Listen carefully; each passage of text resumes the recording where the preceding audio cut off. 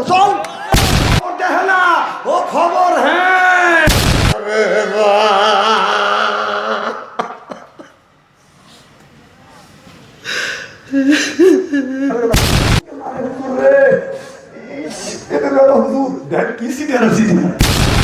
গোরস্থান বানাইতে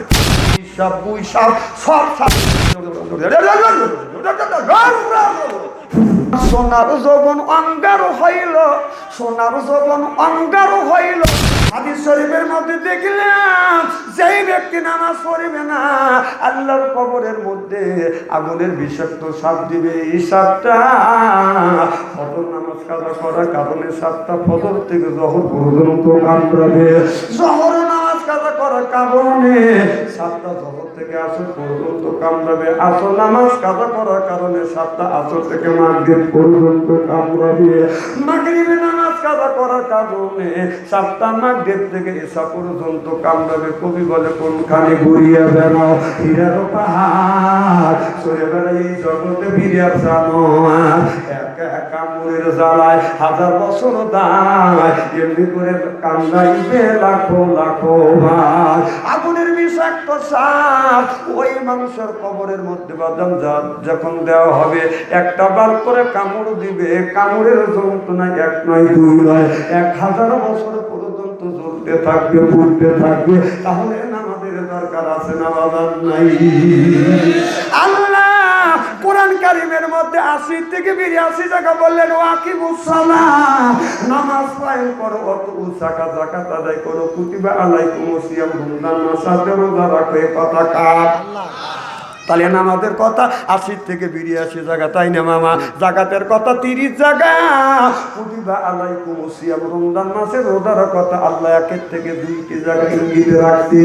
তাহলে নামাজ ছাড়া দিয়া কিছু মানুষ রাখছে মাথায় বড় বড় জ্বর, এরপরে পরনে হলো সালার সরা, হাতে হলো বালা, গলায় হলো মালা। আমি হিসাব করে দেখলাম ওই লোকটা অরিজিনাল শয়তানের শালা। নামাজ নাই, রোজা নাই, খালি বান্দারি গজল কায়া কায়। তাই খাসার ভিতর আছেন পাখি ঢুকলো কি পাবে, হাই হাই খাসার ভিতর আছেন পাখি ঢুকলো কি পাবে। মুর্শিদকে খাওয়াইলে সালা পাখি কি খাবে, হাই হাই মুর্শিদ খালে মা কংসানা পাখির তো খাওয়া হইল না। মুর্শিদকে খাওয়াইলে সালা পাখি কি খাবে, পাখি গু খাবে। তা তোর কি ভগবান না খা? এই পাখি চাই নামাজ পড়, পাখি চাই রোজা কর, পাখি চাই হজ কর, পাখি চাই জিকির সুবহানাল্লাহ বললেন না।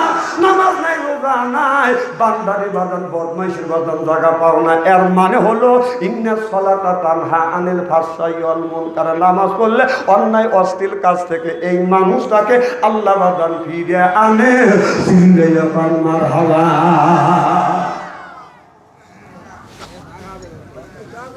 খুব কি খারাপ লাগতেছে? আমি যদি ঘন্টা দেড়েক আলোচনা করি, শোনার জন্য রাজি আছেন তো? আচ্ছা হাত তুলে দেখান তো দেখি, রাগ করবেন কারা কারা? তারা বুঝছি আপনাদের মন মানসিকতা খুব ভালো আছে। অন্তর থেকে দোয়া করি আল্লাহ যেন জান্নাতে জানিয়ে কেমন শিখিয়ে দেয়। আমিন কোন একটা তাকবীর দেন তো দেখি, আকুল শাস্ত্রের লোক একটু শুনকে উঠুক যে এখানে আমরা মানুষ আছি। রেডি? গলাটা একটু পরিষ্কার করেন, বলে নারাই তাকবীর, এই আল কোরআনের আলো, এই আল হাদিসের আলো, বিবিসির আলো। হ্যাঁ চলা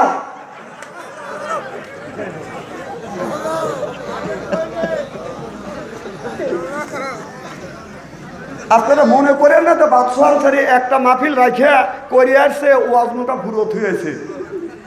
কত সস্তা না, ওয়াজ কেবল শুরু করলেন, উঠছে আজকে বর্ষার মনে, আর ছাড়িয়েও দিতে পারি নাও পারি। আচ্ছা আমার ভাইরা আমার ভালো করে লক্ষ্য করে শুনুন। তাহলে আল্লাহ কোরআন কারিমের মধ্যে ৮০ থেকে ৮২ জায়গা বললেও আকিমুস সালাম নামাজ কায়েম করো, অতু যাকাত আদায় করো, কুতিবা আলাইকুমুস সিয়াম, রমজান মাস আসলে রোজা রাখো, সুবহানাল্লাহ বললেন না? তাহলে নামাজে আপনি পড়বেন, নামাজ পড়ার একটা শর্ত আছে। আল্লাহ বললেন কুলু মিন তাইয়্যিবাতুন মা রাযাকনাকুম, আগে হালাল খাও এরপরে ইবাদত করো। আমার আল্লাহর আয়াত আছে না মামা? তাহলে আল্লাহ বললেন কুলু মিন তাইয়্যিবাতুন, আগে কুলু মিন তাইয়্যিবাতুন মা রাযাকনাকুম, আগে হালাল খাও এরপরে ইবাদত করো, সুবহানাল্লাহ বললেন না? তাহলে হালাল, যে আল্লাহ হালাল খাবারের কথা বললো, হালাল তোমরা খাও। আমি হিসাব করে দেখলাম বাংলাদেশের মধ্যে সবচাইতে অবোধ মানুষ দেখলাম, এরা অবোধ কারা? যারা সুদ খায়, ঘুষ খায়, এদের চাইতে অবোধ মানুষ আর দুনিয়ায় নাই।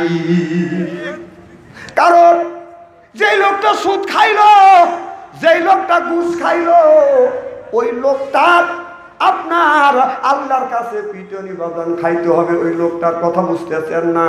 কিন্তু আপনার সুদ খাইলো, ঘুষ খাইলো, এই ঘুষের টাকা আপনার বউও খাইলো, ছেলেও খাইলো, মেয়েও খাইলো। পেটন খাবার সময় লোকটা একা খাবে, কিন্তু আর ওই টাকা পয়সা অর্থ সম্পদ আছে সব মানুষ ভাগাভাগি করে খাবে, আর পেটন খাবে একা।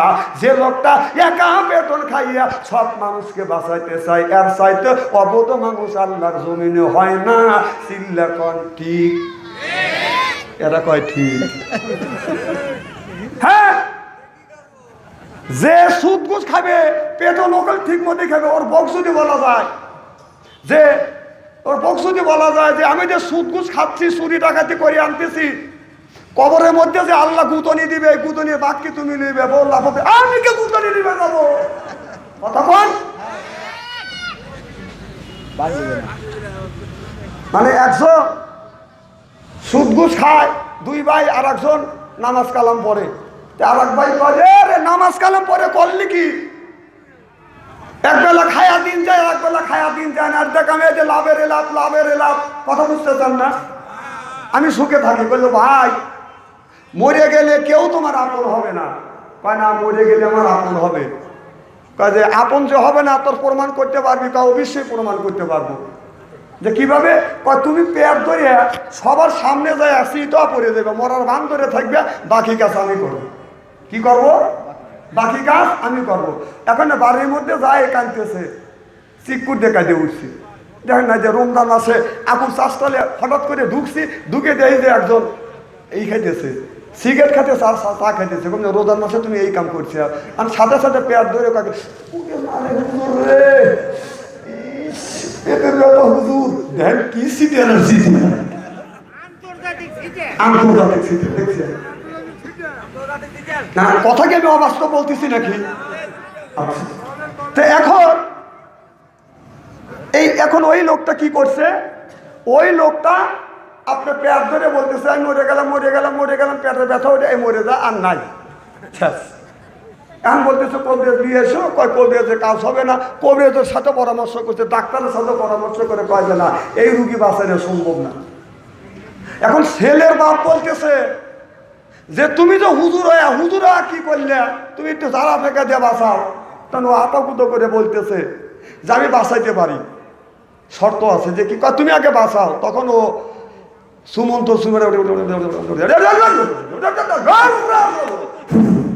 দিয়ে ব্যথা আমার হাতে উঠে গেছে, ব্যথা আমার হাতে উঠে গেছে। এই ব্যথা আমি যার গায়ে ছেড়ে দিব, সেই ব্যক্তি আপনার যার গায়ে ছাড়বো, ওই লোকটা বাঁচতেও পারে, নাও বাঁচতে পারে, কিন্তু আমার ভাই বাঁচতে উঠবে, কিন্তু লাভের শেষে লোকটা মরেও যেতে পারে। তখন ব্যক্তিটা হাতে নিয়ে বলতেছে, ছেলেকে বলতেছে বাবা তোমার বাবার ব্যথা আমার হাতের মধ্যে আমি তুলে আনছি, এখন তোমার আব্বা বাইচে যাবে। এই ব্যথাটা আমি যদি তোমার কাছে ছেড়ে দেই, তোমার আব্বা বাইচে যাবে, আর তুমি বাঁচতেও পারো, মরতেও পারো, তবে মরার সম্ভাবনা বেশি আছে। ছেড়ে দেই, তোমার আব্বা বাঁচবে। ছেলে তখন বলতেছে আব্বা মরছে, মরি তাও নতুন করে, আর আমি মরতে চাইনি। ছোট ছেলেকে বলতেছে তোমার বড় ভাই তোমারও বাবার বাদ নিল না, তুমি বাবা বাবা বলে কাঁদতেছ।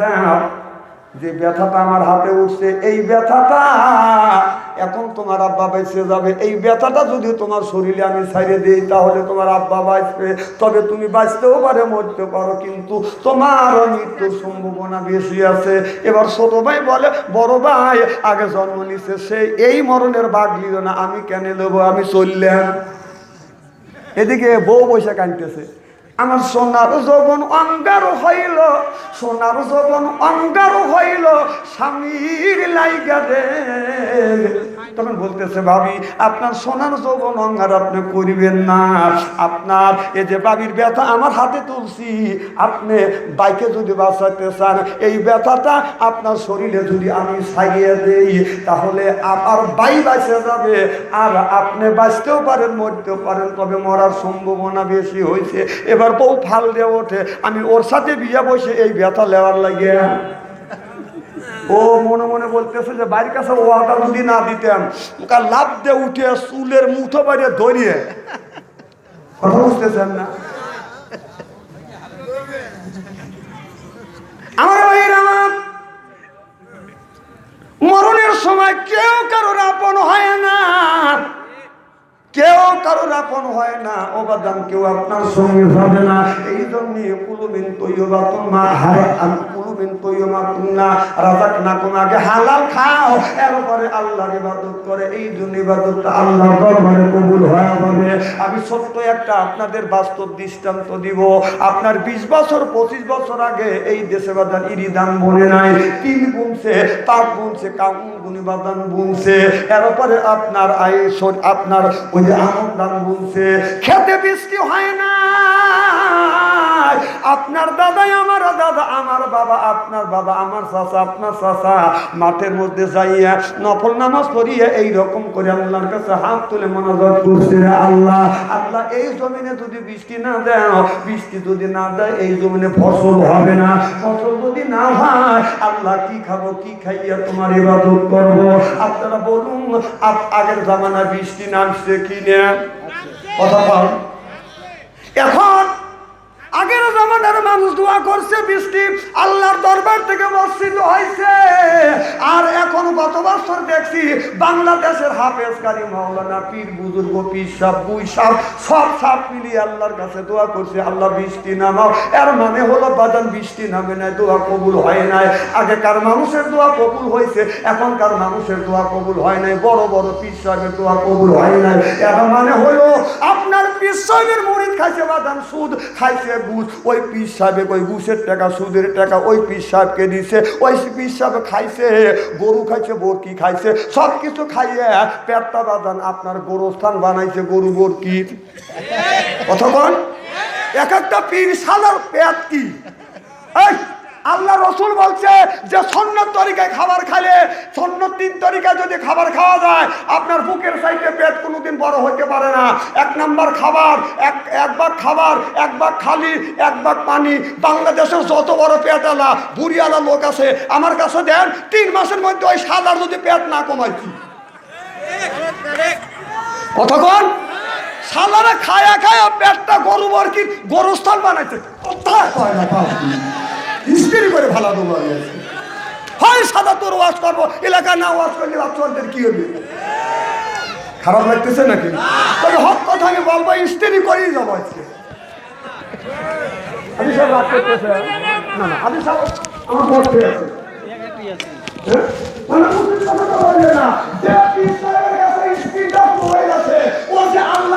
বিশ্বাস করি না, ছবি দেখে অনর্গল অনর্গল মিয়াদের ছবি আসতেছে, ছবি দেখতেছে, চোখে কিনা যেটা হচ্ছে ল্যাংটা ছবি। অর্থাৎ যে বিশ্বের কাছে তাজমহল আছে ও ল্যাংটা ছবি দেখো পীরের জাতি। কতক্ষণ তুই বিশ্বাস, তোর কাছে ল্যাংটা ছবি, তোর কাছে টাচ মোবাইল মানে কি? কতক্ষণ না খেয়া? আরে যে আপনারা পার করবে, যার ভরসা করতেছেন, ও ল্যাংটা ছবি দেওয়া দিনের মধ্যে 32 বার জিনা করতেছে।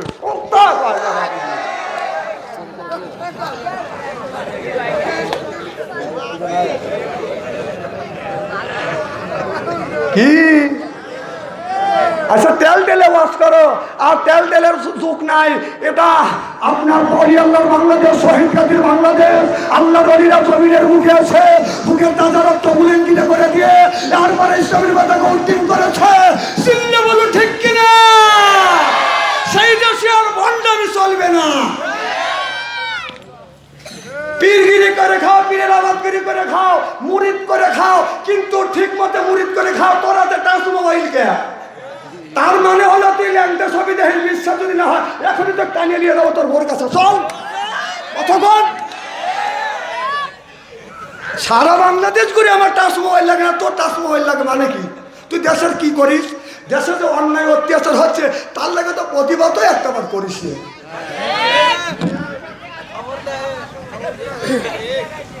খবর দেওয়া কি করে?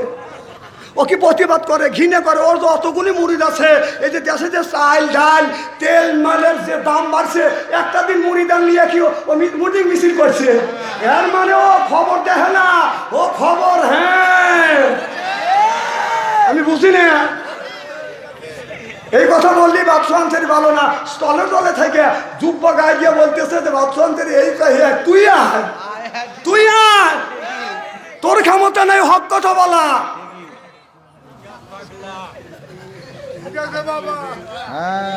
ঠিক আছে তো?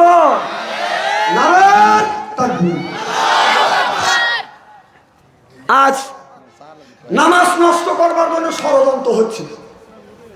আমার ভাইয়ের আমার আজান যখন দেয়, পুরুষ মানুষ বাদান নামাজে যায়, বাদান জামাতের সাথে নামাজ আদায় করে। সুবহানাল্লাহ বললেন না? পাশ দিয়ে যদি বাদান পাশে থেকে কারো যদি মোবাইলে বাদান রিংটোন বাজে ওঠে, ওই লোকটাকে মসজিদের মধ্যে খালি হাত দিয়ে মারে না। তোর রিংটোন বাজলো কেন? কথা বল না কেন? কারণ রিংটোন বাজলে নামাজে ক্ষতি হওয়ার সম্ভাবনা আছে। তাহলে পুরুষের নামাজ নিরাপদ, বাড়ির মধ্যে মা বোনদের বাদান নামাজ কোনোদিন নিরাপদ হয় না। মা বোনেরা বাড়ির মধ্যে এরকম করে নামাজ পড়তেছে। এই আজকে তাকান, সিয়েরা কি একবার খারাপ নাকি?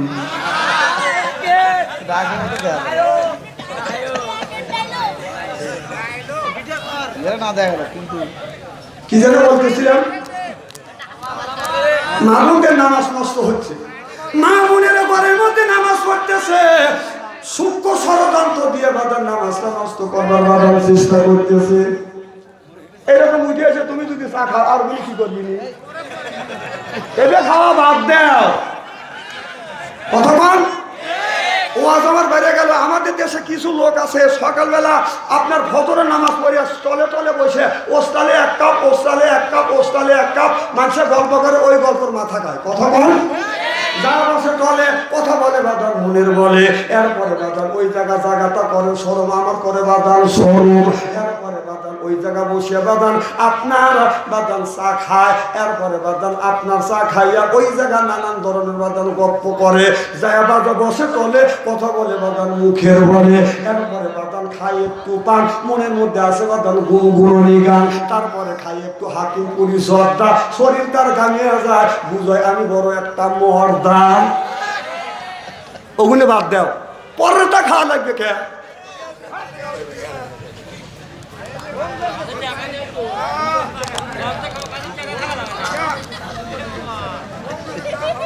আমি তো কাউরে খাতর করে ওয়াজ করতেছি না। আমি কোরআন হাদিস বর্তমান প্রেক্ষাপট মিলে কথা বলি আপনাদের বাঁচানোর জন্য। আল্লাহ রসুল বলছে তুহিদ্দু তুহিব্বু, তুহিদ্দু তুহিব্বু, খালি খায়ও না খাওয়ায়ও, খালি কর্তন করে খাও খাওয়ায়ও, কথা কয় না। গ্রামের মধ্যে যদি প্রভাবশালী লোক হয়, যা কয় যে চাষে একটা চা কয় দেয়, হ্যাঁ তুই হ্যাঁ করে যে গরিবের পাইপ পেশা টাকা, আর রিক্সা চালানো টাকা, বেনালার টাকা, টাকার চা দে আর পান দে কত করে খালি। আল্লাহ রসুল বলছে তুহিদ্দু তুহিব্বু, খালি খায়ও না খাওয়ায়ও খাওয়ায়ও। টাটকা ওয়াজ, টাটকা ওয়াজ, কোরআন হাদিস বর্তমান প্রেক্ষাপট নিয়ে আজকে একবারে ফিনিশিং করে দিয়ে দেবো। সারা বাংলাদেশ ইস্তেরি করা পেল।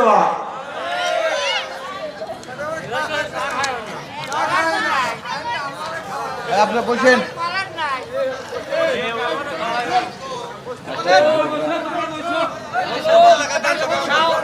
বসবে বলবে নারায়ণ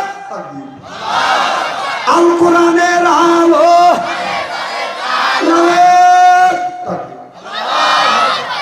আমার ভাইরা এদিক কথা। তাহলে নামাজ কায়েম করো, ওয়াতু যাকাত আদায় করো, কুতিবা আলাইকুমুস সিয়াম, তোমরা মাস রোজা রাখো। এ কথা কার? এই নামাজটা নষ্ট করবার জন্য বাদান ষড়যন্ত্র হচ্ছে। কিভাবে নামাজ নষ্ট করতেছে? পুরুষের নামাজটা বাদা নিরাপত্তা নিয়ে বাদা নামাজ পড়ে, মহিলাদের নামাজ বাদা নিরাপত্তা নাই। মা বোনেরা এইরকম করে বাদা নামাজ পড়তেছে। আল্লাহু আকবার, এদিক টাকা, আল্লাহু আকবার বলে যখন উল্লেখ দিছে ইহদিনাস সিরাতাল মুস্তাকিম, ঘরের মধ্যে থেকে, ছেলের মোবাইলের মধ্যে থেকে, বেতার বড় টিভির মধ্যে থেকে গানের আওয়াজ বাজান বেশি আসছে। রূপে আমারা কুঞ্জলে, কান গেল তোর গানের তালে, নামাজ গেল তোর রসা তলে। আল্লাহর কোরআন কি যে বলে, একবার তুলে নে না কোলে। সুবহানাল্লাহ বললেন না? তাহলে নামাজটা নষ্ট করবার জন্য সূক্ষ্মভাবে বাদান ষড়যন্ত্র হচ্ছে। চিন্তা করে দেখুন, এই নামাজটা যদি সহি বাদান করতে চান, আপনার নামাজের সময় বাড়ির টিভি বাদান বন্ধ করা যাবে না, ছেলেদের মোবাইলের কায়ান চালান যাবে না। চিনলে বলুন ঠিক কিনে? আরে কি জামানা, কোরআন হাদিস থেকে না বুঝাইলে বুঝাছে না। পিতা মাতার পেটে বানাই ছেলে প্রেমের দিওয়ানা, মোবাইল ছাড়া চলে না। আমায় বলে রব্বানা, বাবাই বলে সালাম না, বাইরে গেল যন্ত্রণা, সিল্লা কোন ঠিক কিনে? এক একটা ছেলে আর মেয়ে মোবাইলে প্রেম আর ভালোবাসা করতে করতে প্রেমের সেঞ্চুরি করছে। এই যে সপ্তপুর, পান্নাপুর, ইসলামপুর গ্রামের মধ্যে যদি 50টা যুবক যুবতী থাকে, তাদের হাতে যদি স্ক্রিন টাচ মোবাইল থাকে, রাত 12টার পরে আপনি ফেসবুকের মধ্যে ঢোকেন, মেসেঞ্জারের ভিতরে ঢুকে থাকেন, যদি 50টা যুবক যুবতী থাকে, তার 45টা রাত 12টার পরে লাইনে আছে। ওরা কি করতেছে? তাহাজ্জুদ নামাজ পড়তেছে। না, কথাই খারাপ বলতেছি। আল্লাহ বলছে কু আনফুসিকুম ওয়া আহলিকুম নারা, নিজে বাঁচো, তোমার আহেল পরিবারকে বাঁচা। এ কথা কার? আল্লাহ বলে যে নিজে বাঁচো, তোমার আহেল পরিবারকে বাঁচা। আজকে নিজেও বাঁচলে না, আহেল পরিবারকে বাঁচাতে পারলে না। বাবা দেখেন কি করতেছে, ছেলের হাতে স্ক্রিন টাচ মোবাইল দিয়ে ওই বাবা মসজিদে বেড়াতেছে, রব্বানা জালাল্লাহ। বাবা ছেলের হাতে দুজকের ঘরে দিয়া তুই বেড়াতেছিস, তোর নামাজ, তোর রোজা, তোর হজ, তোর যাকাত সব তো লেগেছে তোর ছেলের স্ক্রিন টাচ মোবাইলের মধ্যে। কোরআন খুললে দেখ কথা বল। দেবানের জায়গা নাই, নিজে বাঁচো, আহেল পরিবারকে বাঁচা। ছেলের হাতে 10 টাকা বলছে বাঁচো, ফকি দিয়ে কোথায় যায় 20 টাকা?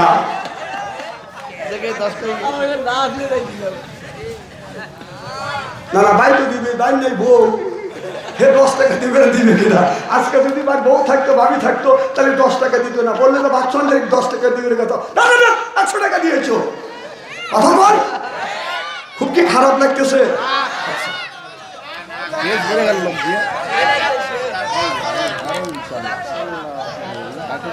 একটা মাহফিল নষ্ট করে থুয়েছি,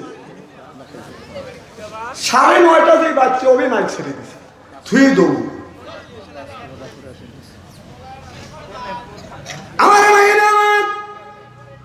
নবীর এক সাহাবী হযরত আসওয়াদ বাদান, একজন কালো মানুষ, কালো সাহাবী বাদান, বিয়ে করে নাই। আমার নবী বললেন সাহাবীরে, আসওয়াদ তুমি কি বিয়ে করছো? আসওয়াদ বলে, ইয়া রাসূলুল্লাহ, ইয়া হাবিবাল্লাহ, আমি বিয়ে করি নাই। ও নবীজি, আমি বিয়ে করতে চাই, কেউ আমার সাথে বিয়ে দিতে চাই না, কারণ আমি কালো বলে একজন মহিলা আমাকে বিয়ে করতে রাজি হয় না। আমার নবী বলে, আসওয়াদ এই সুন্নাত তো তুমি আদায় করো না। আসওয়াদ, কেউ যদি তোমাকে বিয়ে করতে না চায়, আমি নবী, আমি তোমার গদকালি করব। আর আমি যেই মেয়ের সাথে গদকালি করিয়া বিয়ে দিব, তুমি কে সেই মেয়েকে বিয়ে দিতে চাও, বিয়ে করতে চাও? আসওয়াদ চোখের পানি ফেলে দিয়ে কান্দে, ইয়া রাসূলুল্লাহ, ইয়া হাবিবাল্লাহ, ও নবীজি, যেই মেয়েটাকে আপনি চয়েস করবেন, যেই মেয়েটার সাথে আপনি আমাকে বিয়ে দিবেন, সেই মেয়েটাকে আমি বিয়ে করব। আল্লাহর নবী বললেন, আসওয়াদ ঠিক আছে, আমি তোমার গদকালি করবার জন্য গেলাম। আল্লাহ নবী হযরত আসওয়াদের গদকালি করলেন। নবীর মতো যদি বাদান গটকালি করে তাহলে গটকালি করাটা ভালো হবে না খারাপ হবে? আল্লাহ নবী বললেন ইন্না সামারা মানে দালাল, অর্থাৎ যারা দালালি করবে তাদের নামাজ রোজা হজ যাকাত আল্লাহর দরবারে কবুল হবে না। অনেক বাজার দালাল আছে, গরুর দালাল, ওটা আমি দই না। অনেক মানুষ গটকালি করবার সময় বাদান দালালি করে, হজ করবার যাওয়ার সময় মল্লেমি করিয়ে, এটা মল্লেমি করে না, এটা হলো 1 নাম্বার দালাল। ইন্না সামারা মানে দালাল। এই দালালদের নামাজ রোজা হজ যাকাত আল্লাহর দরবারে কবুল হবে না। সিল্লে এখন ঠিক কিনা রাসূলের হাদিস মানতে হবে। কথা কোন? উনি দালালি করে হাজিগারে টাকা লেয় যে 4 লাখ টাকা দেওয়া লাগবে, বিমানবন্দরে যাকে আর 50,000 টাকা করে না হলে বিমানে নেওয়া যাবে না। তারপর হজ করে এসে কয় আমি 32 বার করে খানা খাবার হজ গেলার ধরছি, তো 32 বার করে হজ করে কইছে কি তারা? কথা বল না কেন? দালালি ফাটো না ওই দেন বড় বড় চোখ করে কথা।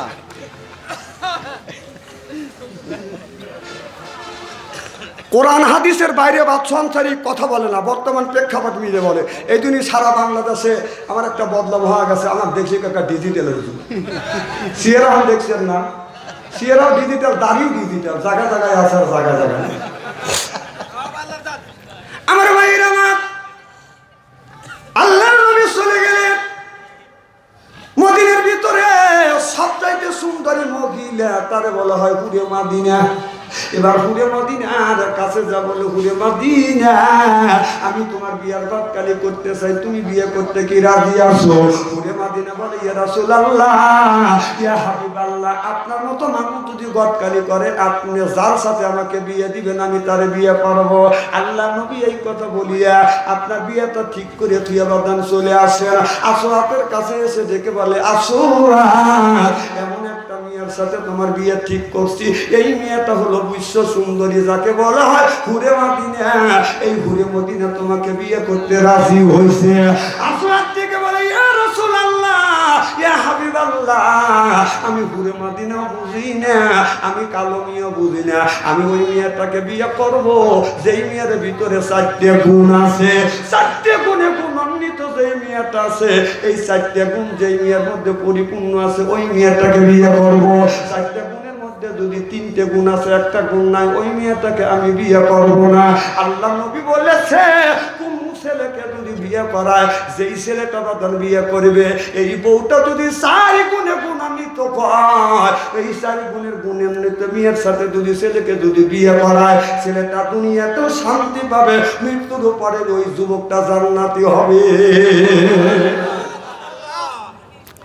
আর যারা মেয়ের বাবা আছেন, আমি আপনাদের পায়ের নিচে হাত থেকে অনুরোধ করে বলবো, বাবা আপনার মেয়েটাকে বিয়ে দেন। হাদিস শরীফের মধ্যে আল্লাহ নবী বলেছে 4 গুণের যেই যুবক তোমার মেয়েটাকে বিয়ে দিবে, যেই যুবকের সাথে এই যুবকের ভিতরে 4টে যদি গুণ থাকে, 4টে গুণে যদি গুণান্বিত হয়, ওই ছেলের সাথে যদি বিয়ে দিতে পারো, তাহলে বিয়ে দিয়ে আপনি মৃত্যুবরণ করতে পারেন, তাহলে আপনার মেয়ের জীবনে সুখ আর শান্তি আসবে, দুনিয়ার শান্তি।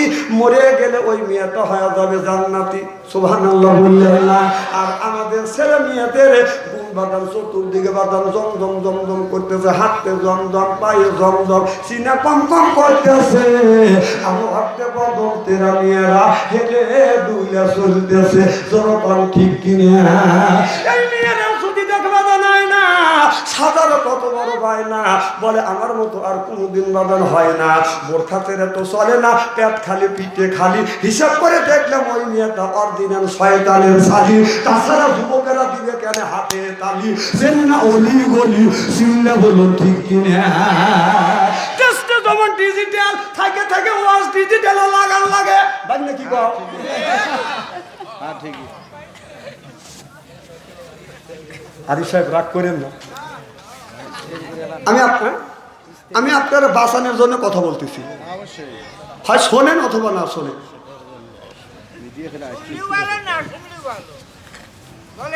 না, যারা জ্ঞানী গুণী শিক্ষিত তারা চিন্তা করতেছে না, বাদশাহ যেটা বলতেছে পয়েন্টের কথা, এই কথা তো সব হুজুর কয় না। হুজুর এসে টেল টেলে ওয়াজ করে, তাদের টেল টেলে ওয়াজের স্বাদ মিটিয়ে দিবে মরিয়েলে। তুইও যাস আর আমিও যাবো।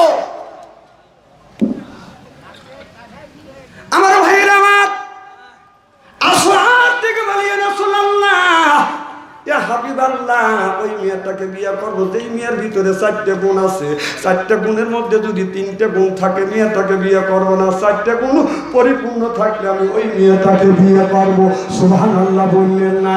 আল্লাহ নবী, বিশ্ব নবী, আমার দয়ার নবী, মায়ার নবী চলে গেলেন হুরে মাদিনার কাছে। হুরে মাদিনার কাছে দেখে বলতেছে, হুরে মাদিনা আসলা তোমাকে বিয়ে করবে যদি তোমার বুকের 4টে গুণ থাকে।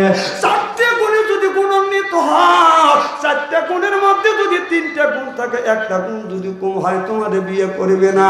এবার মেয়েটা বলে, ইয়া রাসূলুল্লাহ, ইয়া হাবিবাল্লাহ, বলেন গো নবীজি এই গুণটা আমার মধ্যে আছে কিনা। এবার আমার নবী বললেন, মেয়েটা বলে, নবী ভাই আপনি বলতে থাকেন এই গুণটা আমার মধ্যে আছে কিনা, বলেন গো নবীজি এই যুবকটা গুণের কথা কি বলছে। এবার আমার নবী বলে, রে যুবতী হুরে মদিনা, যুবকটা বলছে প্রথম নম্বর গুণ তুমি কোরআন পড়া জানো কিনা। মেয়েটা চোখের পানি ফেলে দিয়ে দিয়ে কান্দের পরে, ইয়া রাসূলুল্লাহ, ইয়া হাবিবাল্লাহ এই গুণটা আমার মধ্যে পুরোপুরি ভাবে রয়ে গেছে। ও নবীজি সকালবেলা ফজর নামাজ পড়িয়া কোরআন তেলাওয়াত না করিয়া কোনদিন বিছানায় আমি ঘুমাতে যাই না। চিল্লাইয়া পার মারহাবা। আগে দেখছি ছোটবেলা দেখছি রাস্তা দেওয়াদান হেঁটে গেলে প্রত্যেকটা বাড়ির বাজান আপনার ভিতর থেকে কোরআন তেলাওয়াতের আওয়াজ আসছে, আপনার দরজার থেকে কোরআন তেলাওয়াতের আওয়াজ আসছে। আর এখন রাস্তা দিয়ে হেঁটে গেলে বাজান কোরআন তেলাওয়াতের আওয়াজ শোনা যায় না, গানের আওয়াজ শোনা যায়। কথা বুঝতেছেন না? তুই তো আজ ভুলেই গেছিস বাবা, তুই তো আজ ভুলেই গেছিস মল্লিকাদের না। সেই এখন ঘুমটা পড়ে বধু বেশে দূরের গায়ে যায়। যেদিন গেছে সেদিন কি আর ফিরিয়ে পাওয়া যায়? আমি আর অত্যাচারে কোরআন পড়া যায়, এখনো প্রতিবাদ করতে হয়। তুই তো আজ ভুলেই গেছিস, তুই তো আজ ভুলেই গেছিস আল্লাহ নবীর নাম রে, আল্লাহ নবীর নাম। নবী আমার মদিনাতে আসে শুয়ে, কে করে তার কাম? হারমোনিয়াম আর বাজাস না, ইবলিস দিছে পাম। তুমি কইর না পাম পাম, মোলাগারে বাইরে গেছে দাম। এখনো সময় আছে, মুখে দাও আল্লাহ নবীর নাম রে, আল্লাহ নবীর নাম। চিল্লা পাম ঠিক কিনে একের ওয়াজ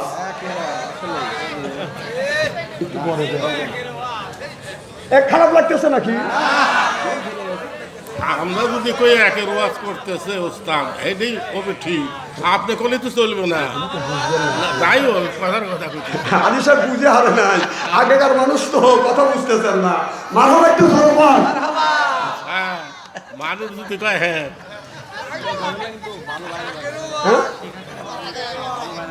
না, খুব কি খারাপ লাগতেছে নাকি? এবার আল্লাহ নবী বলে, আসলাত আসলাত রে, ও আসলাত। ওই মেয়েটা বললো, হুজুর আমার ভিতরে জিনিসটা আছে, আমি কোরআন পড়া জানি। সুবহানাল্লাহ।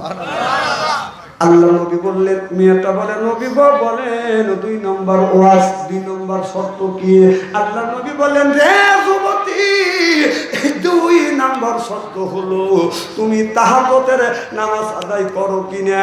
এবার মেয়েটা বলে, ইয়া রাসূলুল্লাহ, ইয়া হাবিবাল্লাহ ওই গুণটা আমার ভিতরে আছে। সুবহানাল্লাহ বললেন না? ইসানা নামাজ পড়, আমি অমনি ঘুমিয়ে পড়ি। রাত যখন 12টা হয়, 12টার পরে আমি 12টার পরে ঘুম থেকে উঠিয়া তাহাজ্জুদ নামাজ পড়িয়া আমি 3টা আয়াত হলো 5টা আয়াত হলো আল্লাহ কোরআন না পড়ে বিছানায় ঘুমাতে যাইয়া সিল্লে আমার মারহাবা।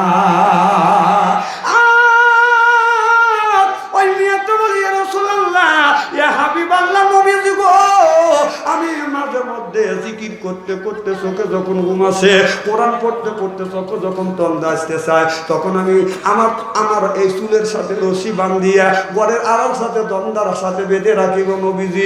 যখন চোখে ঘুম আসে তখন আমি ঝুমিয়ে পড়ি, আমার চুলে টান লাগে, ঘুম ভেঙে যায়। তখন বলি, চোখে ঘুম আসিস না, ওই দিন আরামে ঘুমাবি, যেদিন ওই মাটির কবরে যাবি। চিল্লে যখন মারহাবা। বল হুজুর এই গুণ তো আছে। বলেন গো নবীজি 3 নম্বর গুণ। আমার নবী বলেন, যুবতী তিন নাম্বার তোমার ভিতরে আসওয়াদ বলেছে ওই মেয়েটাকে আমি বিয়ে করবো যে মেয়েটার ভিতরে মেয়েটার পর্দা আছে। সুবহানাল্লাহ বললেন না? আল্লাহ বললেন কদ আনজালনা আলাইকুম লিবাসা। সুবহানাল্লাহ বললেন না? আয়াত আছে না মামা? কদ আনজালনা আলাইকুম লিবাসা, তোমার মধ্যে লিবাস আছে কিনা? সুবহানাল্লাহ বললেন না? আমি সত্যবেলা দেখছি, বসে বসে চিন্তা করছি, আল্লাহ গরুকে আপনার দেরাত নেজ দিছে। আমি চিন্তা করলাম মশা তাড়ানোর জন্য আল্লাহ আপনার গরুকে নেজ দিছে। কথা বলেন না? কিছুদিন পরে চিন্তা করলাম আপনার যদি আল্লাহ নেজটা যদি দিত মশা তাড়ানোর জন্য, মাছি তাড়ানোর জন্য, মিডিল পয়েন্টে দিল না কে? মিডিল পয়েন্টে দিলে এইরকম করে ঘুর হইতো, সাইডে দিল কে? কথা বলতে না রে? আবার বকরির দিকে লক্ষ্য করে দেখি বকরির 4 ইঞ্চি নেজ, গরুর 1.5 হাত নেজ, 1.5 হাত নেজ দিয়ে নাই মশা তাড়াইলো। বকরির 4 ইঞ্চি নেজ দিয়ে কিভাবে মশা তাড়াবে? এইভাবে কি মশা তাড়ান যায়? কথা কয় না? কথা কয় না? এর মানে হলো বোঝা গেল আল্লাহ আপনার এই গরুকে আপনার নেজটা দিয়েছে, নেজ দিয়ে বাজার ইজ্জতটা ব্যাকা করে রাখে। আর বকরির যদি 4 ইঞ্চি নেজও হয়, নেজটা দিয়ে বাগানার ইজ্জতটা দায়িত্বে রাখে। আর কুকুরের 1.5 হাত নেজ এইরকম করে বাগান বেকাইয়ে পিঠের সাথে গোঠা রাখে, আর রাস্তা দিয়ে যায় পাবলিক দিয়ে খুব কে কোন জাতের যাইরেছে না, কে কোন জাতের যাইরেছে না, পরিচয় কথা বাতায় হাতাশে ভাইয়া করে দিলে যাগ্য কি কখন যায়। উত্তর নিশ্চয় এতই দেখা তেল দিলে হবে না সোজা, সবু কি আর হবে দাদা, মরা গরু যতই খায় সিল্লা বলুন ঠিক কিনে। আল্লাহ কুকুরকে ছোটবেলা এইটাই দিয়েছে বাজার। কথা বল না কে? আমার ভাই না আল্লাহ মামুনুল হক আমাদের বিগত সরকার প্রধানমন্ত্রী হাসিনাকে বলছিল তোমার বাবার জন্য মূর্তি না বানাইয়া 400 কোটি টাকা দিয়া মূর্তি না বানাইয়া যদি তোমার বাবার জন্য জায়গায় জায়গায় তুমি মসজিদ আর মক্তব তৈরি করে দিতে, তোমার আব্বা মৃত্যুর আগ পর্যন্ত কিয়ামতের আগ পর্যন্ত কবরে বসে বসে সওয়াব পাইতো। সুবহানাল্লাহ বললেন না? এই কথা বলার জন্য এই লোকটা কি করলো? লোকটা বাগদা জেলের মধ্যে ঢুকাইয়া একেবারে লোকটাকে পঙ্গু করে দিছে। এটা মূর্তি বানার লাভটা কি? এই যে রবীন্দ্রনাথ ঠাকুর খাড়া রয়েছে, এইভাবে খাড়া রয়েছে। আমি একদিন আকুর চাষালে চা খাচ্ছি, একটা সিএনজি ওখানে ঠেকায় না, একটা কুকুর আসতেছে হাইফাই করতে করতে। আচ্ছা একটা সিএনজি আছে, সিএনজির কাছে আছে, ডাইন টেঙ্গি উঁচু করে মারছে এক কাচ্চা। আমি বল দেখতেছি ফাঁকা দেখা যাইতেছে। আবার আর একটা ব্যানালা রয়েছে, ওখানে এসে ডাইন টেঙ্গি উঁচু করে মারিয়ে দিছে ব্যানে 2 কাচ্চা। এই রবীন্দ্রনাথ ঠাকুরের কাছে যাকারে টাইম টেঙ্গি উঁচু করে হাফ কেজি মারিয়ে দিছে, যা দেখে নিজ দিয়ে একবারে বীজ দিয়ে একবারে গোসল হয়ে গেছে। তাহলে এই মূর্তিতে এই যে মূর্তি তুলছে তাতে রবীন্দ্রনাথ ঠাকুর একটা নেকি ভেবে বরং কুত্তা এসে পেশাব করে গোসল করাতেছে। কথা কয় না? খুব খারাপ লাগতেছে নাকি? আরে টাটকা ওয়াজ না বদুয়া, কেবল শুরু করছি। আমাকে বলার জন্য আনা হয়েছে, আমি বলবো কেউ মাইন্ড করবে না, আপনি কিছু বললেই মাইন্ড করবে। আমার ভাইয়ের আমার খুব খারাপ লাগতেছে নাকি? এবার মিয়াটাকে বললা তোমার লিবাস আছে কিনা? মিয়াটা দেখে বলে ইয়া রাসূলুল্লাহ ইয়া হাবিবাল্লাহ, আমি রাস্তা দিয়ে যখন যাই গো নবীজি আমার হাতে থাকে মোজা, পায়ে থাকে মোজা, এরপরে বাগান রাস্তা দিয়ে হাইটে গেলে মানুষ আমার দেখলে খালা আম্মা ফুকু আম্মা বলে, কেউ আমার শাশি আম্মা বলে না। আর আমাদের দেশের মেয়েরা বোরখা পরে তাই পিছন থেকে রাস্তা দিয়ে যায়, যুবকেরা করে বাদান ফাইর, যুবকেরা মেয়েরা এমন ধরনের বাদান বোরখা পরে, এই বোরখা পরিয়া মানুষটাকে বাদান আরো আকৃষ্ট করে। যুবকেরা রাস্তা দিয়ে যায়, মোবাইল মেয়েদের কাছে যায়, মোবাইল নম্বর দেয়, মোবাইল নম্বর দেয়, উত্তর মতো বেউ করে রাস্তা দিয়ে যায়। কথা কন? সি সি সি তুমি যে মেয়েটার কাছে যে মোবাইল নাম্বার চাইলে, ওই মেয়েটা যদি তোমার বোন হইতো তুমি কি চাইতে? তুমি যদি তোমার মেয়ের কাছে, তুমি যদি অন্য মেয়ের কাছে মোবাইল নাম্বার চাও, জেনে রাখো যুবক, লেখে রাখো, আর একটা যুবক তোমার বোনের কাছে আসে মোবাইল নাম্বার চাইছে। কথা বল? আজকাল যুবকেরা প্রেম আর ভালোবাসা করতে করতে প্রেমের সেঞ্চুরি করছে। এক একটা যুবক মোবাইলের মধ্যে প্রেম করতে করতে প্রেমের সেঞ্চুরি করছে। বিয়ে করছে, প্রেম প্রেম করছে 8টা, বিয়ে করছে ওইটা দিয়ে হচ্ছে 9টা। বাসর ঘরে যা ভাবতে যাবে শরীর জিনিসই পাইছি, বাসর ঘরে যা গান গেতেছে, আমি ঠকি নাই, আমি ঠকি নাই রে। বউ কয় আজকে হলো তোমার আমার বাসর ঘর, বাসর রাত, আজকে নামাজ পড়বো, দোয়া করবো, আল্লাহর দরবারে কবুল হবে, জীবনের সব গুনাহ আল্লাহ মাফ করে দিবে। আর তুমি এসে গান গাচ্ছ, বলতেছে বিবি আজকে আমার চাইতে আনন্দিত মানুষ কেউ নাই, কারণ আমি জীবনভর মানুষকে ঠকাইছি, আমি ঠকি নাই। বিবি আমি ঠকি নাই, আমি ঠকি নাই রে, তুই আমার 9 নাম্বার বিবি রে। ও সব বলেছে আমার আগে 8টা, কয় তোর দিয়ে 9টা। বউ এখন বলতেছে আল্লাহ আমার কানের বগল দিয়ে বাঁচাইছে। কার ব্যাপার কি? কার স্বামী আমি ঠকি নাই, আমি ঠকি নাই রে। স্বামী কার ব্যাপার কি রে, আবার পাল্টা জবা দিচ্ছে। তাই স্বামী আমি ঠকি নাই, আমি ঠকি নাই রে, তুমি আমার 10 নাম্বার স্বামী রে। আমার আগে 9 টাকা, তোর দিয়ে 10টা। আল্লাহ এই কথাটি কোরআনের মধ্যে বলছে, আল খবিসাতু লিল খবিসা ওয়াল খবিসুনা লিল খবিসা। সুবহানাল্লাহ, তো জোরে বল। আর আছে না, আল্লাহ বলছে খবিস ছেলের জন্য খবিস বউ। টাটকা ওয়াজ কোরআনের বাইরে গেছে নাকি? এবি বাচ্চন তারিখ 30,000 35,000 টাকা দেয় না, রূপ দেখা দেয় না।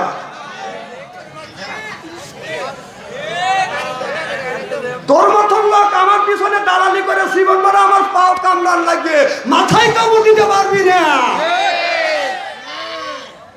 ও মতো না, বেবানের একটা সিঁড়ি আছে,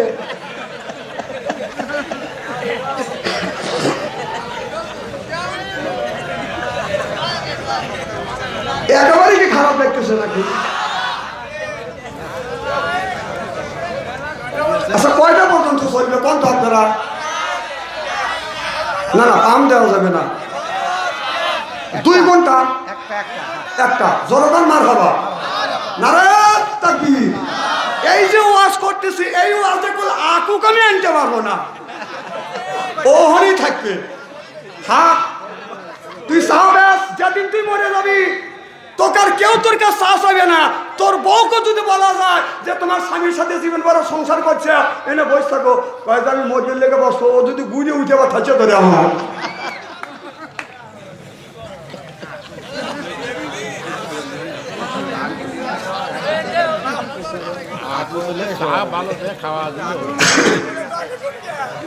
আমার ভাইরা ভালো করে লক্ষ্য করে শুনুন। এবার আমি একটা বলি রাসূলুল্লাহ ইয়া হাবিবাল্লাহ, এই গুণটা আমার মধ্যে রয়ে গেছে। সুবহানাল্লাহ বললেন না? বলেন গো নবীজি 4 নাম্বারটা গুণ কি? মেয়েটা আমার নবী বলল, যুবতী রে তোমাকে বিয়ে করবে, তোমার 4 নাম্বারটা গুণটা হলো তুমি 5 জায়গায় 5 ওয়াক্ত নামাজ পড়ো কিনা, রমজান মাসে রোজা রাখো কিনা। মেয়েটা বলে ইয়া রাসূলুল্লাহ ইয়া হাবিবাল্লাহ, আমার জ্ঞানের থেকে জিন্দেগির জীবনে কোনোদিন নামাজও কাজও করি না, রোজাও কাজও করি না। আল্লাহ আমাকে যে অসুখটা দিয়েছে 3 দিন 5 দিন 7 দিন 10 দিন, এই অসুখ ব্যতীত কোনোদিন আমি নামাজ কাজা করি না। আল্লাহ নবী বললেন ঠিক আছে, তোমার কেউ আসওয়াব বিয়ে করবে। এবার মেয়েটা দেখে বলে ইয়া রাসূলুল্লাহ ইয়া হাবিবাল্লাহ, ওই যুবকটা আমি কে বিয়ে করব যেই যুবকের ভিতরে 4টা গুণ আছে, 4টা গুণ যেই যুবকের ভিতরে পরিপূর্ণ, ওই যুবককে আমি বিয়ে করব। সিলে মারহাবা। ও যদি 4 গুণ চায়, আমি কি 4 গুণ চাইতে পারি না? সুবহানাল্লাহ, একটু জোরে কর। আমার নবী যা বলেন আসওয়াব, এই মেয়েটা তোমাকে বিয়ে করতে রাজি। সুবহানাল্লাহ। আসওয়াব বলে নবীকে বিয়ে করা দেন। আমার নবী বললেন না না, আমি এটা 4টা শর্ত দিছে। বলে কি 4টা শর্ত? বলে 4টা শর্ত, 4টা গুণ যদি তোমার ভিতরে থাকে তোমারে বিয়ে করবে, আর যদি একটা কম থাকে তোমারে বিয়ে করবে না। বলেন গো নবীজি কি গুণ আমার মধ্যে দেখি এই গুণ আছে কিনা? আমার নবী বললেন আসো, আর 1 নম্বর গুণ হলো তুমি 5 জায়গায় 5 ওয়াক্ত নামাজ পড়ো কিনা। যুবক বলে ইয়া রাসূলুল্লাহ ইয়া হাবিবাল্লাহ, আল্লাহর কসম করে বলতেছি, আমি প্রত্যেক দিন ফজর নামাজ পড়িয়া 3টে আয়াত হলেও আমি কোরআন তেলাওয়াত করিয়া কাজে বের হয়ে যায়। আল্লাহর নবী বলেছে, কোন ব্যক্তি যদি ফজর নামাজ পড়িয়া 3টা আয়াত যদি হয় কোরআন তেলাওয়াত করিয়া লোকটা যদি কাজের তালাশে বের হয়, আল্লাহর নবী বলেছে ওর রিজিকের জামিনদার জিম্মাদার হলো আমার আল্লাহ। জোরকর সুবহানাল্লাহ।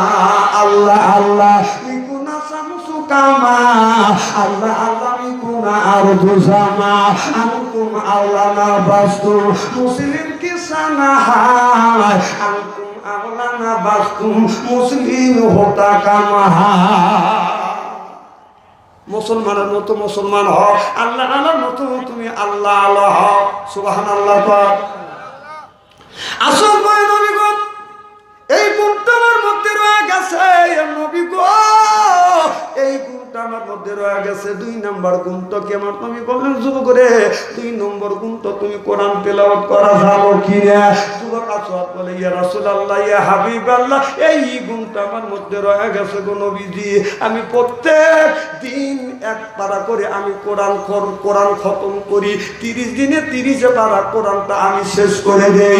কারণ আমি গরিব মানুষ, আমি দিন 3-4 পারা পড়তে পারি না গো নবীজি।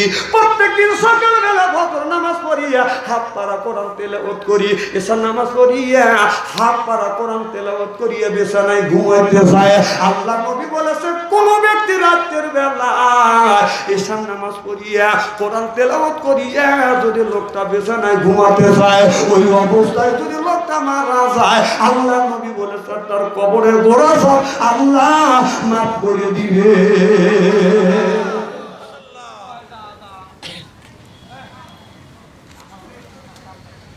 দেখে বলে, নবী গো, এই গুণটা আমার মধ্যে রয়ে গেছে। বলেন তো নবীজি 3 নম্বর গুণটা কি? আল্লাহ নবী বললে, আসুবাহ 3 নম্বর গুণ তোমার ভিতরে পর্দা আছে কিনা? শুধু মেয়েদের পর্দা না, বাদান পুরুষের বাদান পর্দা আছে। এখন তুমি যুবক মানুষ আছো, তুমি হলো যুবক, এরপরে তোমার শরীরটা একটু ভালো আছে, সোনার সেল গলায় দিয়ে বুকটা তুমি বাইর করিয়া লাভি নিচে কাপড় পরে রাস্তা দিয়া মানুষকে দেখাতে দেখাতে গেলে, দেখো আমার সব কিছু আছে। আজকে বর্তমান যুবকেরা এমন বাদান জিন্সের বাদান প্যান্ট পরে, এই জিন্সের প্যান্ট পরিয়া রাস্তা দিয়ে যত বাদান হাইটে যায়, আপনার পিছনে তাকালে পায়খানা রাস্তা দেখা যায়, সামনে তাকালে সুন্দরবন। কি যোগী? হ্যাঁ, মরিয়েলা তাহলে কোন অবস্থা রাখছে, আমি কোন অবস্থা রাখছি, সব হিসাব তিল তিল করে আল্লাহর কাছে দিতে হবে। কথা বল। বিশ্বাস যদি না হয় মরিয়ে দেখে, মনে মনে করতেছে বাংলাদেশে এত মৌলবী মরে, বাচ্চন ছেড়ে মরে না কে? এতই সস্তা, সাইজ করলে মিনে 16টা বছর ওয়াজ করতে পারিনি, জানেন? আমার সাদাতপুর থানায় খালি আওয়ামী লীগের কিছু কিছু নেতারা বলছে, আওয়ামী লীগের সভাপতি কোরআনের আয়াত যদি আওয়ামী লীগ সরকারের বিপক্ষে যায়, ঠ্যাং কাইতে হাতে তুলে দেবো। আয় আজকে কোনে? হ্যাঁ না, এগুলি কি আমাদের? আমি টাঙ্গাইল মাহফিলে গেছি, আমাদের এলাকার এক নেতা পলা রয়েছে। আমি বললাম, ভাই আপনি এখানে কে? এখন চোখের পানি ফেলে কান্দে, বলে, হুজুর আমি এই জন্যই রয়েছি, দেশ স্বাধীনের পরে আমি পলাইছি, আমার পালি মারি ভালো দিবে। তুমি এমন পচা রাজনীতি করতে গেছো, মানুষের কষ্ট দিছে। এই পচা রাজনীতি করলে কেন? যে এই পচা রাজনীতি করে বাড়িঘর সারা লাগে না? না তোকে এই রাজনীতি করবে করছে কে? এখন তুই বাড়ি থাকতে পারিস না। হুজুর ওকে এই সরকারকে ক্ষমতা রাখার লেগে কি করিনি, ও ক্ষমতা রাখার লেগে গ্রামের মানুষের ভোট দিবে দেয়নি, জোরে মারছি, জোর করে করে ভোট নিছি, অন্যভাবে বাড়ির সাথে দ্বন্দ্ব করছি। হ্যাঁ, একজন লোক ভোট দিবের গেছে, বুড়া মানুষের আসবা দেখান মরিয়ে যাবো, শেষ ভোটটা দিয়েছি। মুরব্বী গেছে শখ করে ভোট দিবের লেগে, কাউ চাষা তোমার ভোট হওয়া গেছে, কও কি বাপু? কয় হ্যাঁ, খালি তোমার ভোট হয় নাই, চাষি আমারও ভোট হওয়া গেছে। কয় কয় কি কও কি বাপু? তোমার চাষি নিয়ে 6 মাস আগে মরিয়ে গেছে।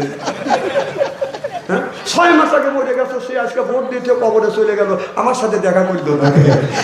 এই লোকটা উঠোনে পড়ে পড়ে ওই স্কুলের মাঠে বসে চিক্কুর পাড়া শুরু করে দিল। এখন হক পায় কাঁদে কে, বাবা কও না, আমার বউ মরে গেছে 6 মাস আগে, বউ এসে ভোট দিয়ে চলে গেল, আমার সাথে দেখা করলো না কা। পুলিশের মুখে রোমাল দিয়ে আস্তে আস্তে হাইটে যায়, ওই শালাকারে লজ্জা নয়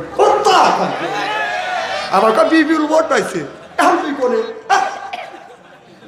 আবার যে মা যাক মা মা করিস রাস্তা দিয়ে গেলে মা মা, যে মা রাখার জন্য ক্ষমতায় রাখার জন্য এত কিছু করলি, সেই মা তোকারে মার জন্য কি করিস? তুই মার জন্য গ্রামের মানুষের সাথে দ্বন্দ্ব করছিস, জোর করে ভোট লিছিস, বাইক মারছিস, জোর করে ভোট লিছিস। সেই মা তোকারে কোন জ্ঞানে কোন বিবেকে মা থুয়ে দিল্লি যা পার হয়ে তোকারে সাগরে ভাষা থুয়ে চলে গেল। আবার 4 সালে বসে যে মা ওদের চিন্তা করলো না, যে মা চলে গেল, যে আমাদের চিন্তা করলো না, যার জন্য এত কষ্ট করছি, 4 সালে বসে আমার মা মা আসবে, মা আরো আসতেছে। হ্যাঁ 200টা কেস নিয়ে মা আসতেছে। কিভাবে দেখলাম যে 800 বার ফাঁসি হবে, তা মা করতেইছে। হ্যাঁ দৃষ্টান্ত করে গেছে, এরকম দৃষ্টান্ত পৃথিবীতে হয় নাই। যে একটা দৃষ্টান্ত হয়েছিল 800 বছর আগে, রুমের বাদশা আর পারস্যের বাদশা আপনার বলছিল হযরত ওমরকে ফু দিয়ে উড়ে দেবো। রুমের বাদশা যখন পলা গেল, রুমের বাদশা রাতের অন্ধকারে, রুমের বাদশা পারস্যের বাদশা পলানোর পরে 800 বছর পরে আমাদের প্রধানমন্ত্রী শেখ হাসিনা পলা গেছে। ইতিহাস কলঙ্কিত করে দিয়ে গেছে। আর যেটাই ধরা পড়তেছে, আমি কি রাজনীতির কথা বলতেছি নাকি? আমি সত্য কথাটা বলছি যে যার লাগে এত কিছু করলাম সে আমাদের থুয়ে চলে গেল। আবার সেই মা মা করে আসবে না, কবে আসবে তোর মা? দেশটা দেউলিয়া বানাইছে সাবেক প্রধানমন্ত্রী, ঈদের সাথে উলিয়া বানাইছে সাবেক প্রধানমন্ত্রী। কোথায় রলেন কামরুল ইসলাম, কোথায় কাদের কাকা, কই গেল সে ওই মহিলার শ্বেতাং কথা। কোথায় রলেন কামরুল ইসলাম, কোথায় কাদের কাকা, কই গেল সে ওই মহিলার শ্বেতাং কথা। ওই দলের মানুষ ভাষাইয়া, দিল্লি করলে ভাষাবে প্রধানমন্ত্রী। জিল্লা বলুন ঠিক কিনে? যে অন্যায় করে, যে অন্যায়কে সমর্থন করে, উভয় কি দোষী? যখন কি দোষী? সমান দোষী। ওই দৈন্য ভয় পাচ্ছে, এখানে আতঙ্ক করে থুয়ে গেছে মানুষের। না না, এমন রাজনীতি করলে, তুমি রাজনীতি করছো, তোমার দলে আরো লোক রাজনীতি করছে, তারা বাড়িতে হলো, তুই পলালিখে, তাহলে বোঝা গেল তুই মানুষের ক্ষতি করছিস। এখন কোন সরকার ক্ষমতায়? ডাক্তার ইউনূস যতদিন আছে একদিন খালি দোয়া ইউনূস পড়তে থাকবে, খালি দোয়া ইউনূস পড়ে। ডাক্তার ইউনূস যতদিন আছে দোয়া ইউনূস পড়ো। আর নির্বাচিত সরকার যদি আসে, যদি তুমি ইটের দেল দিয়ে থাকো, পাথরের দেল খাওয়া লাগবে। পড়ো এখন তো বাড়ি ছেড়ে রয়েছে, তাওয়াতে দেহ কি হয়? এই যে কয়া দিয়ে গেলাম এক কথা, আমি তো হক কথা বলতেছি। আর অমুক ঠাকুর সুযোগ পালিত দেখো, 16 বছর দেখছে।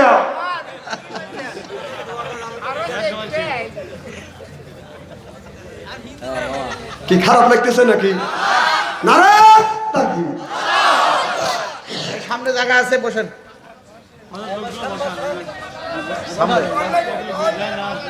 ওনার দেখতেছে জায়গা আছে, আমি ওনাকে অনুরোধ করে বসন দেবে। আল্লাহুম্মা সাল্লি আলা মাওলানা মুহাম্মদ ওয়া আলা সাইয়্যিদিনা আল্লাহুম্মা।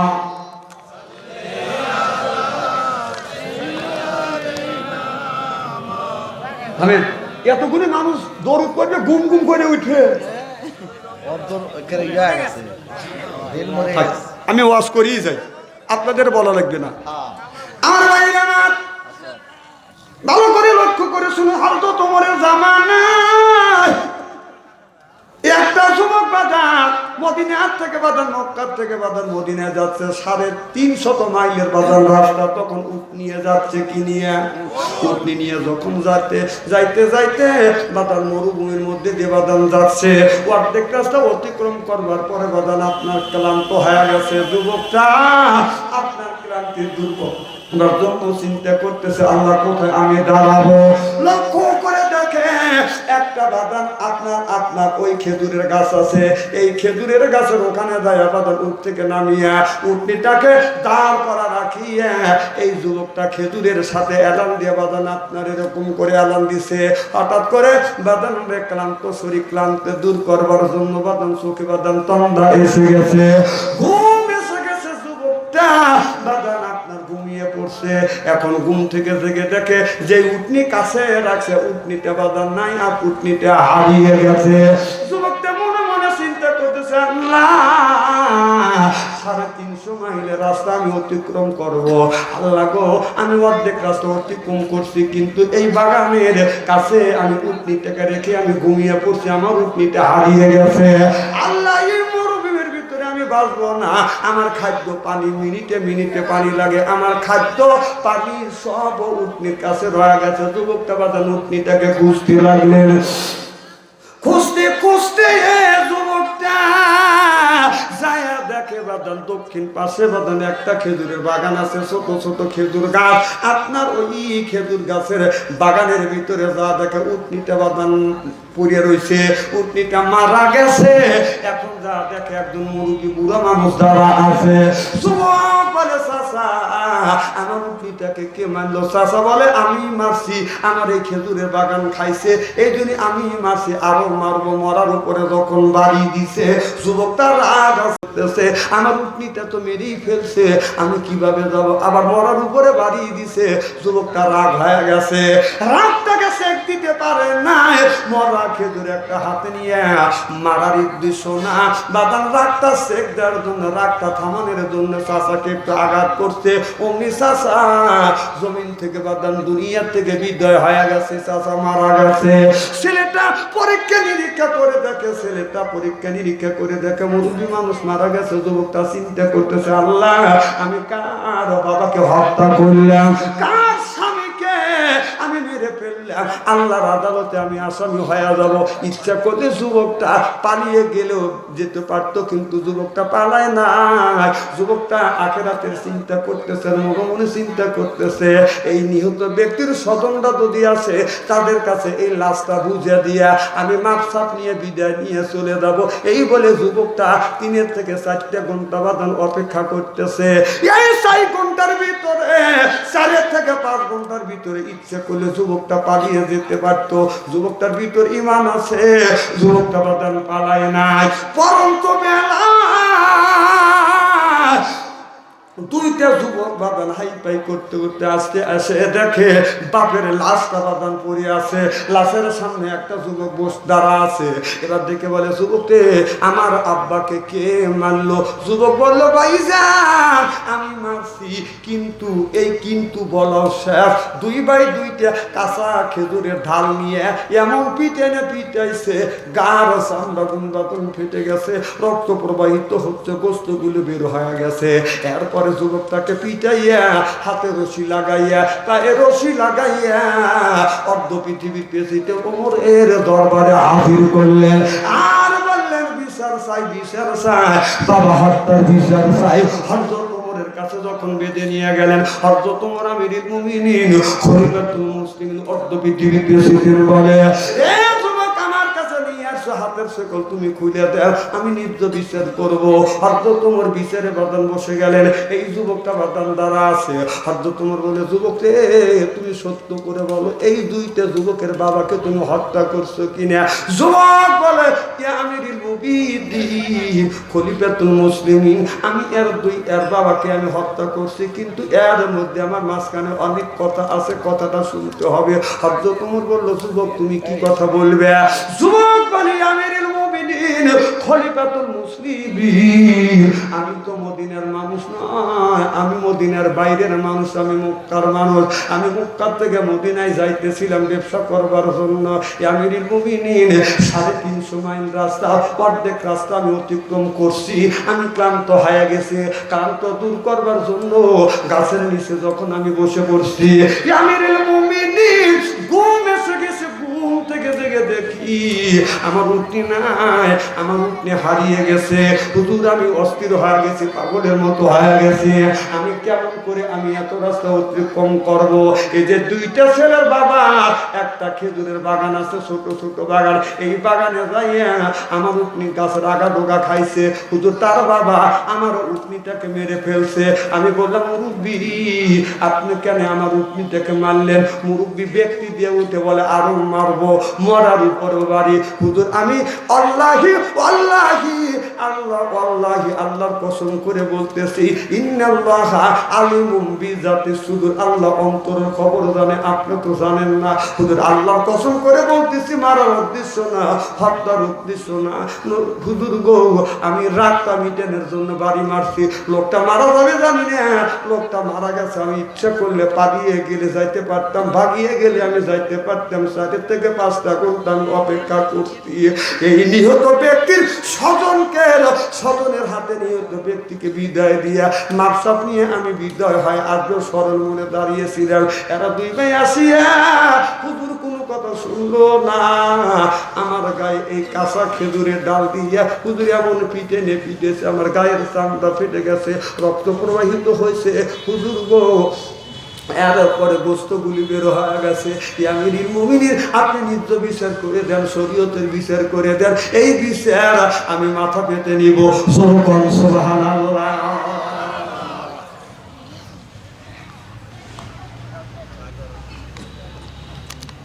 আমার ভাইরা, আমার হযরত তোমার বাবু সুবকে শরীয়তের বিধান হলো আল কাতি বিল কাদিয়াত বদিয়াত, হাতে বদলা হাত, খুনের বদলা খুন, চোখের বদলা চোখ হলো ইসলামের বিধান। এ যুবক, তুমি যে এই যুবকের বাবাকে মেরেছো, তোমাকে ফাঁসি ঝুলাইয়া তোমাকে দুনিয়ার থেকে বিদায় করে দিব। এবার ওমর যখন এই ঘোষণা দিলেন, যুবক বলে, হুজুর গো আমাকে ফাঁসি দিয়ে দেন, আমার আপত্তি নাই। ফাঁসির রায় দিয়ে দিলেন, আগামী সপ্তাহে তোমার কিন্তু ফাঁসি হবে। যুবকটা বলি, আমিরুল মুমিনিন খলিফাতুল মুসলিমিন, আমি যদি ইসলামের বিধিবিধান যদি মাইনে আলে, ও আমিরুল মুমিনিন ইসলামের আইন যদি আমি মাইনে আলে, আল্লাহ কিয়ামতের ময়দানে আমাকে মার দিবে কিনা? হযরত ওমর বলে, যুবক রে, শরীয়তের আইন যদি তুমি মেনে নাও, কিয়ামতের ময়দানে আল্লাহ তোমার এই বিচার পুনরায় উত্থাপন করবে না। সিলে যখন সুবহানাল্লাহ, এই বিচার আর উত্থাপন করবে না। জোরকে বলি, আমিরুল মুমিনিন আমি যদি এই বিচার মেনে নিলাম, তবে আমাকে 1 মাসের ছুটি দিতে হবে। হযরত ওমর বললে, যুবককে ফাঁসির আসামিকে তো কোনোদিন ছুটি দেওয়া যায় না, এইটা ইসলামে কোনো বিধান নাই। বলি, আমিরুল মুমিনিন আপনি যদি ছুটি না দেন, তাহলে আমি ঋণ আছি, কারণ আমি ঋণ আছি, ঋণের বোঝা আপনি বহন করে নেন। কারণ আমি ব্যবসা বাণিজ্য করি, আমি পাড়া 50 জন লোকের কাছে আমি ঋণ আছে, আমি কিছু পাবো, তারাও আমার কাছে পাবে। আমিরুল মুমিনিন আপনি ঋণের বোঝা যদি বহন করে নেন, আমাকে ফাঁসি দেন, আমার কোনো দুঃখ নাই। হযরত ওমর বলে, না না, তোমার ঋণের বোঝা আমি নিব না। আল্লাহ নবী হাদিস শরীফের মধ্যে বলেছে, কোন ব্যক্তি যদি 3 পয়সা ঋণ নিয়ে যদি বাদান মৃত্যুবরণ করে, এই ঋণটা যদি দোকানদারের ঋণটা বাদান যদি শোধ না করে, 3 পয়সা ঋণ নিয়ে যদি মরে যায়, কিয়ামতের ময়দানে 3 পয়সার বিনিময় বাদান 700 ওয়াক্ত নামাজের সওয়াব তাকে দিতে হবে। কয়শো ওয়াক্ত? 700 ওয়াক্ত নামাজের সওয়াব দিতে হবে। কয় ওয়াক্ত নামাজ পড়ছ? দরবেশ বাবা কোটি কোটি টাকা জনগণের মারিয়ে খাইছে, হ্যাঁ, পড়ানোর সময় দাড়ি তো ঠিক মতোই কাটছে। কথা কয় না?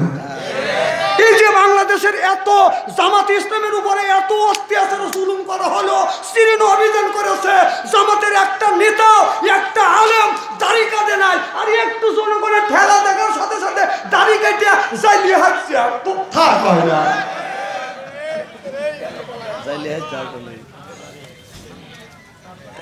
না কথাকে অবাস্তব বলতেছি নাকি? না আমার উপরে রাগ করে লাভ কি? ঘটনা ঘটাইছে।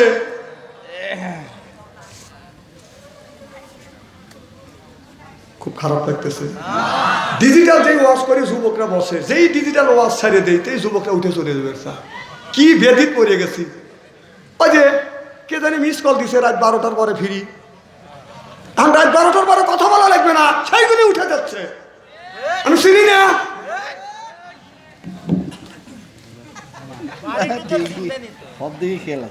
আমার ভাইয়ের আমার খুব খারাপ লাগতেছে। না রে আমার ভাইয়ের আমার, এবার যুবকটা চোখের পানি ফেলতে দিলে কান্দি আমিরুল মুমিনিন, আপনি ঋণটা বহন করে নেয়ার অর্থ তোমর বললেন ঋণের বোঝা আমি নিতে পারবো না। তাহলে যারা আপনার 3টা দোকানের ঋণ আপনি করে খাইছেন, ওই দোকানে খাইছেন আপনি 3 টাকা, ওই দোকানে খাইছেন আপনি 50 টাকা, ওই দোকানে 500 টাকা, আপনি কয় দোকানে ঋণ দিবেন, নামাজ শোধ করবেন? আপনার ওই যে 700 ওয়াক্ত নামাজ দিতে হবে, আপনি 3 দোকানের নামাজ 3 7 2100 ওয়াক্ত নামাজ আপনি দিয়ে দিলেন। কথা বুঝতেছেন না? আরো 6 দোকান যে বাকি রয়েছে, ফলের দোকান, চাউলের দোকান, মাছের দোকান, এই ঋণ কি দিয়ে শোধ করবেন? ঋণ যে কত করে খাও, যে এই দোকানে কত করে খায়, ওই দোকানে কালকে যাও না, রাস্তার পূর্ব পাশ দিয়ে যাও, ধরিয়ে পারবেন না আপু। না আপুর পক্ষে তো 2 একটা কথা বলা লাগবে। সকালে ধরবি না না কত করে খাওয়া আছে মরতেছে, তাহলে 3 পয়সা যদি ঋণ করে মারা যায়, কিয়ামতের ময়দানে 3 পয়সার বিনিময় 700 তো নাম 700 রাকাত নামাজের সওয়াব দেওয়া লাগবে। তুমি 500 রাকাত নামাজ পড়ছো, হ্যাঁ? তাহলে 3 জনে যদি 9 মাসের বিনিময় যদি 2100 রাকাত নামাজের সওয়াব যদি দাও, তাহলে আপু 4 চালের দাম হলো কথা কন। তাহলে ডালের দোকানে বাকি করে খাইছ, চালের দোকানে বাকি করে খাইছ, ওখানে কি করবে? কিয়ামতের ময়দানে আল্লাহ বলবে, ওই যে নেকি যদি না দিতে পারো, ওই যে চাউলালা আপুর দোকানের 4 টাকা, এরপরে চাউলালার দোকানের টাকা না দিবে পারলে ওর যত গুণ আছে সব তোমার মাথায় বুঝে দিবি। তুমি কিভাবে হাইটে যাও, বিশ্বাস যদি না হয় মরিয়ে দেখো। এখনো সময় আছে, বাঁচে থাকতি যদি 50 টাকা ঋণ থাকি 2 টাকা দিয়ে হাতে পায়ে ধরে মাপ সাপ নেন, যে বাঁচবে সাল, এই দুনিয়া মাপ পাওয়া যাবে, আখেরাতের আদালতে কিয়ামতের ময়দানে মাপ পাবেন না। বিশ্বাস যদি না হয় কবরের মধ্যে যাওয়া দেখেন।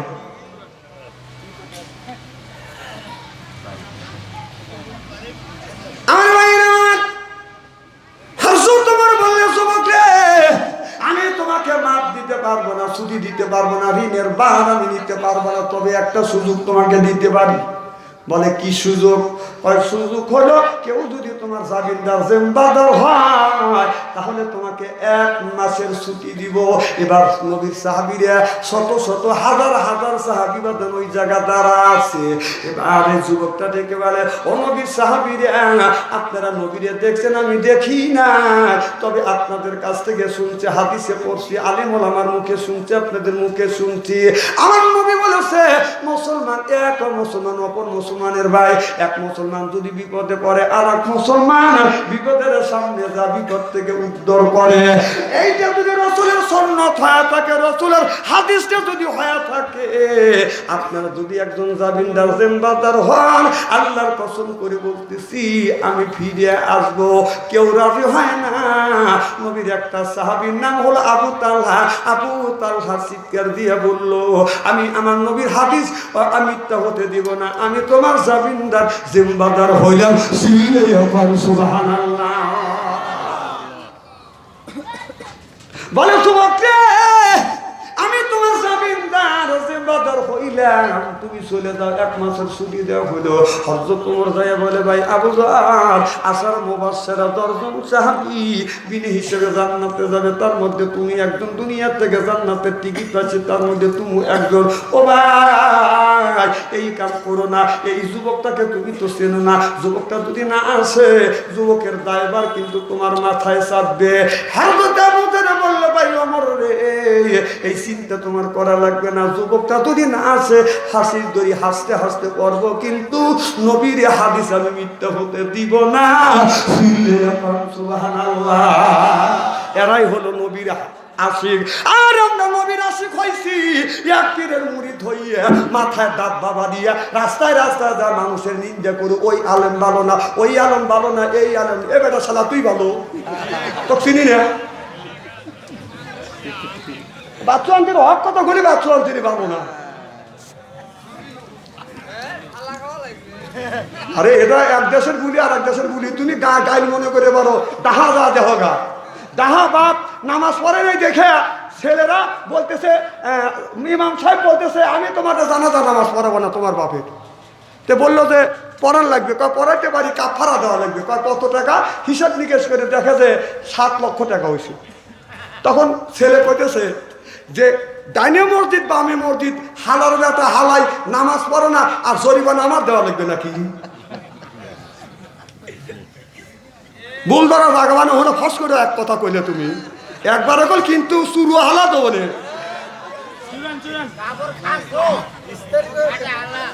না না, নিজের বাবা ছেলেকে বেটা শালা করে দিয়ে তখন তুমি মারো, চিনি না আমি বলছি যে খাসি যেমন ছোলে এরকম শুরু হালা দেবো বলে আমি, তখন তুমি খবর পারো, নিজের শালা তুমি তো খবর পারো, নিজের ছেলে বলতে পারো।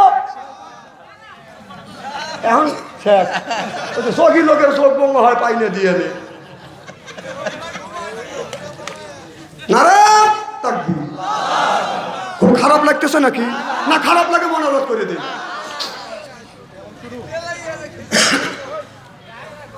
ও যে আসওয়াতের কথা মনে আছে আমার ভাইয়ের আমার, হযরত ওমর বলল, ভাই দায় কিন্তু নিতে হবে, বললে আমি ফাঁসির দড়ি চড়বো, নবীর হাদিস মিথ্যা হতে দেব না। সুবহানাল্লাহ বললেন না? এবার আসওয়াদ বাদান কি করলেন, বাদান এই যুবকটা বাদান যখন চলে গেলেন, এবার যাওয়ার সময় হযরত ওমর বলল, যুবক আজকে আরবি মাসের শেষ শুক্রবার, আর আরবি মাসের সামনে আগামী পহেলা শুক্রবার জুমার দিন তুমি এসে হাজির হইবে, বাদ জুম্মা পরে তোমার কিন্তু ফাঁসির কষ্টে ঝুলানো হবে। আর যদি তুমি না আসো তোমার পরিবর্তন নিষ্পাপ ব্যক্তি নবীর সাহাবী আবু তালহাকে ফাঁসির কাছে ঝুলাইয়া হত্যা করা হবে। এবার যুবকটা আবু যরের কপালে একটা চুমো দিলেন, দাড়ি ধরে চুমো দিয়ে বলে, ভাইজান চিন্তা করো না, আমি মুসলমান, আমার জবান এক, আমি মিথ্যা কথা বলিনি, আমি ঠিক মতে আসবো। যুবকটা বাদন বাড়িতে চলে গেল, বাড়িতে যাইয়া যুবক বাদন জমা জমি তালা তালুক যা কিছু ছিল সব কিছু বাদন বিক্রি করিয়া, ঋণ যা ছিল ঋণ গুনে সব করিয়া, আজকে রাত সকালবেলা হলে বাদান শুক্রবার, যুবকটা বাদান ফাঁসি হয়ে যাবে। যুবকটা সারা রাত তাহাজ্জুদ নামাজ পড়ছে, ফজরের নামাজ পড়িয়া আল্লাহর কাছে হাত তুলে কান্দে, আল্লাহ আমি জীবনে ফজর নামাজ অনেক আদায় করেছি, কোনোদিন কাজা করি নাই নামাজে, আর জীবনে আমি তোমাকে আদায় করতে পারবো না, আমি নামাজ তোমাকে আদায় করতে পারবো না। এই বলে যুবকটা ঘরের মধ্যে গেছে, যুবকের একমাত্র মা বদন বসে আছে ঘরে। যুবকটা মার কাছে যাইয়া এইরকম করে হাত দিয়া, মায়ের পায়ে হাত দিয়া চুমা দিয়া বলতেছে, মা আমাকে বিদায় দাও। মা বলে, বেটারে কেন তুমি আমার কাছে বিদায় চাও? যুবকটা বলে, মা একটা মানুষকে হত্যা করেছি, একটা মানুষকে হত্যা করেছি বিদায়, হযরত ওমর আমাকে আপনার ফাঁসিতে ঝুলাইবে, মা আমি একজন এক জামিনদার করে রাখছি, তুমি আমাকে বিদায় দাও, আজকে যদি না যাই মা নবীর সাহাবী নিষ্পাপ মানুষের ফাঁসি হয়ে যাবে।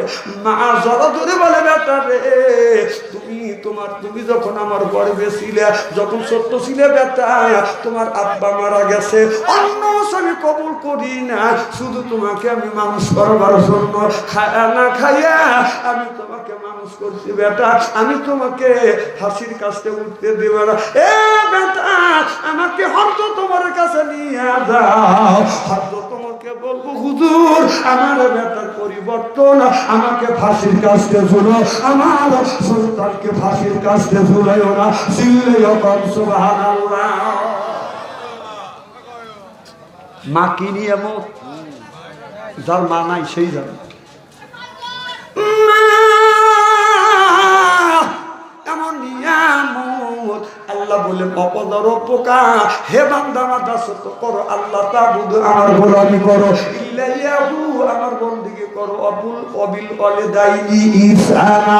আল্লাহ বলে বান্দা আমার দাসত্ব আমার গোলামি করবার পরে তোমরা তোমার নিজ নিজ পিতা মাতার খেদমত করো। আজকে মা হইছে বুড়ি, গাল যাইতে আমার বুড়ি, বাবা হলো বুড়ো, পিঠের উপর ধরে ধরে বুড়ো, শ্বশুর হলো আব্বা জান, শাশুড় হচ্ছে আম্মা জান, বিয়ে করছে পিয়ারা জান, ওরাই সব জানের জান, পরাণের পরাণ জোর কন ঠিক কিনে।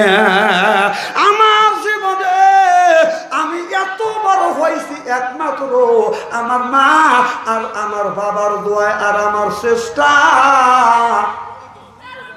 আমার মতো মানুষ তো আলেম হওয়ার কথা না, আমার মতো মানুষ তো বাদন ভক্ত হওয়ার কথা না। আমি যেদিন সর্বপ্রথম বারাবিল মাহফিলে যাব, আমি আমার মার পায়ে হাত দিলাম, বললাম মা একটু দোয়া করো, আপা দোয়া করে দে। আমি মাহফিলে যাব, যাবার সময় আমার মা আমার কপালে চুমা দিয়ে দিল, বেটা রে আমি তোমাকে দোয়া করে দিলাম, তুমি যাও। আমার আব্বা বললো বেটা যা, তোর প্রতি আমার বিশ্বাস আছে। আল্লাহর কসম করে বললাম, আমি ওই জায়গায় সর্বপ্রথম 2 ঘন্টা ওয়াজ করছি, করিয়া আমাকে 100 টাকা দিছে। আমি তখন সাইকেল হলেই নেই, হাতে গেছি বাদাম 2টা 50 টাকা নিয়ে, 2 হাতে নিয়ে আমি 50 টাকা মার হাতে, 50 টাকা বাবার হাতে দিয়ে বললাম মা দোয়া করে দিও আমি যেন কোরআনের দাওয়াত বাংলার জমিনে দিতে পারি। আমার মা বলেছে বেটা রে আমি কি দোয়া করলাম, আল্লাহ বাংলাদেশের প্রত্যেকটা দেশে তোমাকে ওয়াজ করা তৌহিদ দিবে। আজকে মার দোয়া কবুল। আমার মা আজ দুনিয়ায় নাই, আমার মা আজ দুনিয়ায় নাই। আমার আব্বা দুনিয়ার থেকে বিদায় হয়ে গেছে। আমার আব্বা 97 বছর পর্যন্ত জমিনে বেঁচে ছিল। আমার মা 112 বছর পর্যন্ত বদন জমিনে বদন বেঁচে ছিল। আমার মা 3 থেকে 4 বছর বদন বেছনে বড় প্রসাব করতো। আমার মা পেশাব করতো, পায়খানা করতো। আমার মা হাত দিয়ে নড়াচড়া করতে পারতো না, হাত দিয়ে খাবার খাইতে পারতো না। আমি যখন মাহফিলে যাইতাম, আমি মা পায়ে হাত থেকে সুম্মা দিতাম, বলতাম মা তুমি দোয়া করে দাও। মা বলে বেটা রে আমার দোয়া তোমার সাথে আছে। আল্লাহর কসম করে বলতেছি, মায়ের কাছ থেকে দোয়া নিয়ে যখন আমি মাহফিলে গেছি বাজার, আমি রাত 2টা 3টা যখন বাড়িতে আসছি, কোন শীত বাড়ির মধ্যে খালি যা আওয়াজ, আমি দৌড়া রাত 12টা 1টা 2টা 3টার সময় বাড়িতে আসছি। বিবির ঘরে দরজায় হাত দিছি, দরজা সব। ছেলের ঘরে দরজায় হাত দিছি, দরজা সব। মার ঘরে দরজায় হাত দিছি, দরজা খুলে গেছে। যারা দেখি বৃদ্ধ মা এখন পর্যন্ত ঘুমাইতে আমার মা ঘুমাইতে খালি এইরকম করতো। আমার পায়ে হাত দিতাম, মা তুমি কি ঘুমাইছো? মা বলে বেটা রে তুমি যতক্ষণ পর্যন্ত না আমার চোখে ঘুমাচ্ছে না বেটা।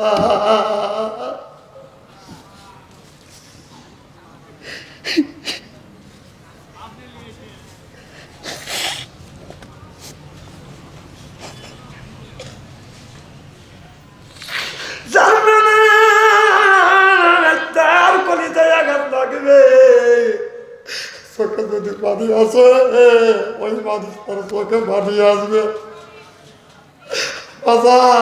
আমি এসে দেখি আমার মা ঘুমায় নাই এখনো, আনার আর কে আমার জন্য অপেক্ষা করে না।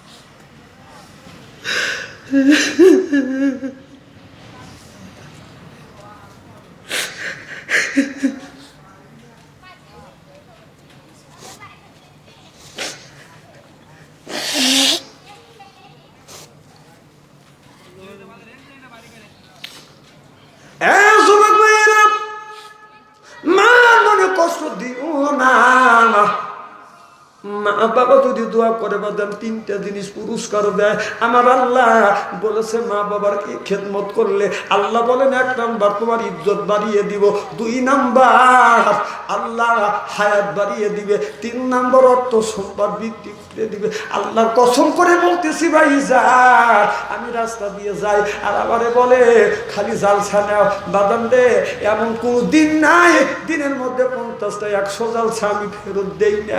আমার মা দোয়া কাজে লেগে গেছে, বাবা দোয়া কাজে লেগে গেছে, এখন আমার মা আর তোমার কোটি দুনিয়া থেকে বিদায় গতকালকে আমি বাড়িতে আসছি 3টার সময় আসিয়া আমি বিবির ঘরে দরজা হাত দিছি, দরজা শক্ত, হাতে মার ঘরে দরজা হাত দিছি, দরজা তালা লাগানো। আমি মার ঘরে দরজার পাশে দরজা কাটতে লাগলাম, আল্লাহ আজকে আমার মা না, আমি যদি মা থাকতো আল্লাহ আমার মা আমার জন্য অপেক্ষা করতো। একদিন মা বাবার ব্যথা বলতে না পারে আল্লাহর কসম করে বলতেছি মসজিদের পাশে বাবারে মারে কবর দিছি। একদিন মা বাবার কবরের পাশে দাঁড়াইয়া কান্দি আর দোয়া করে মারে আজ তুমি না কেউ আমার জন্য অপেক্ষা করে না।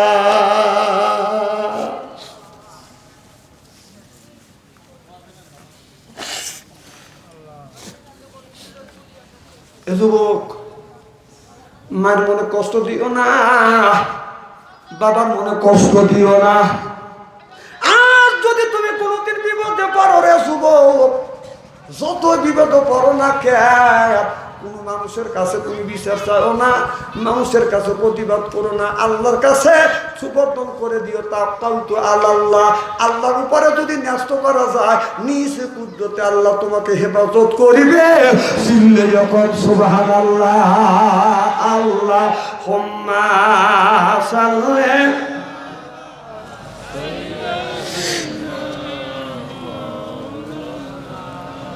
وعلى آل سيدنا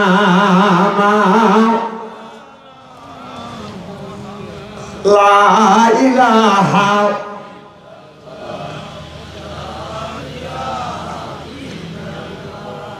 لا إله আপনার একেবারে ঠান্ডা হয়ে গেছে নারে তাকবীর। খুব কি খারাপ লাগতেছে নাকি? নারাই তাকবীর, আল কোরআনের আলো। আলী সাহেব 12:30 গোল বাজে, 2 ঘন্টা করে আমার আলোচনা অলরেডি হয়ে গেছে। তারপরেও আমি দেখতেছি যে আপনাদের একটা লোকের চোখের পাতা বন্ধ হয় না, মনে হয় সবে মাত্র স্টেজে আসছি আপনারা এসে বসলেন। কাজের মানুষ আছে ভাই, কি কর মনোবাদ করে দেবো না না, পাম তো দিচ্ছেন না। হ্যাঁ চলবে। আচ্ছা আমার বাবাজি যখন বলতেছে আর 20 মিনিট জোরদার মার হবা, আমার ভাইয়ের আমার ভালো করে লক্ষ্য করে শুনুন। আল্লাহর নবী আখিরি জামানার পয়গাম্বার, মা বোনেরা বলতে পারে আর আগামীকাল আবার বলবিনি আরে বাচ্চু আন্তরিক নিয়ে আসছি, এলাকার মানুষ আমাদের সম্পর্কে আলোচনা করবে, কিছু করে না। হয়তো মা বোনেরা গালি দিতে পারে, কথা বুঝতেছেন না। মা বোনদের বলি মা একটু ভালো করে শোনেন, আল্লাহর নবী আখিরি জামানার পয়গাম্বার মুহাম্মদুর রাসূলুল্লাহ সাল্লাল্লাহু আলাইহি ওয়াসাল্লাম রাত 12টার পরে মা খাদিজাতুল কুবরার ঘরে দরজার কাছে দাঁড়াইছে, নক করছে। খাদিজা একটা ডাক দিছে, অমনি দরজা খুলে দিছে। সুবহানাল্লাহ, এটা জোরে কর। আল্লাহ নবী বলেন খাদিজা রে, আমি রাত 12টার পরে তোমার ঘরে দরজার কাছে দাঁড়াইছি, একটা ডাকের বেশি 2টা ডাক দিতে হয় না, তুমি কি ঘুমাও না? মা খাদিজাতুল কুবরা বলে ইয়া রাসূলুল্লাহ ইয়া হাবিবাল্লাহ, আপনার আগে 3টা স্বামী সংসার করেছে এরকম কোনোদিন হয় নাই। নবীজি গো, যতদিন ধরে আপনার সাথে ঘর সংসার করতেছি আল্লাহর কসম করে বলতেছি আপনার আগে কোনোদিন বিছানায় পিট দিয়ে ঘুমোতে যাই নাই। চিল্লাইয়া পান্নার হাওয়া। আর আমাদের যে খাদিজা একটা করে ঘরে আছে, রাত 12টার পরে সাজাদপুর শহর থেকে আসিয়া আমাদের খাদিজার ঘরে দরজা নক করবেন। খাদিজা খবর নাই, ও খাদিজা আওয়াজ নাই, ও খাদিজা 3 বার খাদিজার আগে না না একই কথা কি আমি অবস্থা বলতেছি নাকি? আমার ভাইয়েরা আমার নবী বললে খাদিজা, অমনি খাদিজা বলে ডাক দিছে, দরজা খুলে দিছে। নবীর চোখে যখন চোখ পড়ছে আমার নবী মা খাদিজাতুল কুবরাকে বাদান আপনার সালাম দিবে, তার আগে মা খাদিজাতুল কুবরা আমার নবীকে সালাম দিয়ে দিলেন। আমার নবী বলেছে আমার নবীর 11টা বিবি 10টা বিবিকে আগে আগে নবী আমার সালাম দিছে, কিন্তু খাদিজাকে আমার নবী আগে কোনোদিন সালাম দিতে পারে নাই। আল্লাহর নবী বলেছে কেউ যদি স্বামী যদি বিবিরে সালাম দেয়, বিবি যদি স্বামীরে সালাম দেয়, স্বামী স্ত্রীর ভিতরে মহব্বত পয়দা করে দেয় কে? আমাদের বউ কি সালাম দেয়? আরো জোরে জোর হইল না? এত মানুষের মধ্যে না না করতেছে, বাড়ির যান আজকে খবর আছে বাথরুম ছেড়ে বলছে, আর যা বলতেছে না না।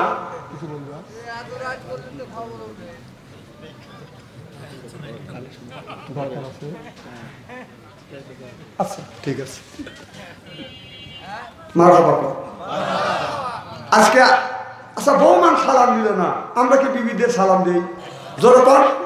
जैसे के तेईसे मिले राज के मिले रानी उनके बुहिते नहीं मिले खापशाते खापशानी रे खापशाते खापशानी जोरबान ठीक किने आलो खबिसा तुलिल खबिसा और खबिसुना लिल खबिसा बो যেমন খবিস জামির বাদান ওই রকম খবিস। এই দিনে খবিস খবিসে সালাম দেয় না, খবিসাক সালাম দেয় না, খালি সালাম দেয় বিয়ে নে আসসালামু আলাইকুম খবর কি বিয়ার। ও অপেক্ষা না থাকলে দুইটা কথা কইবার চাই, এই আপিত না থাকলে মোবাইলে নাম্বার নিবে। এই তো বিয়ে গেছে মালয়েশিয়া, তুই কেন নাম্বার নিবার চাই?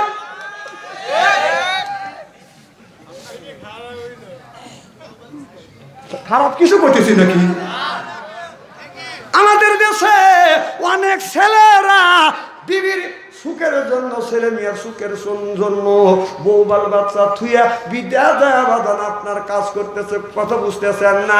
এরপরে বইয়ের নামে অ্যাকাউন্ট করিয়া টাকা পাঠা দিচ্ছে। ওই বউ স্বামী বিদেশে গেছে, স্বামীর খায়, স্বামীর পরে স্বামীর টাকা দিয়ে পরকীয়া প্রেম করে।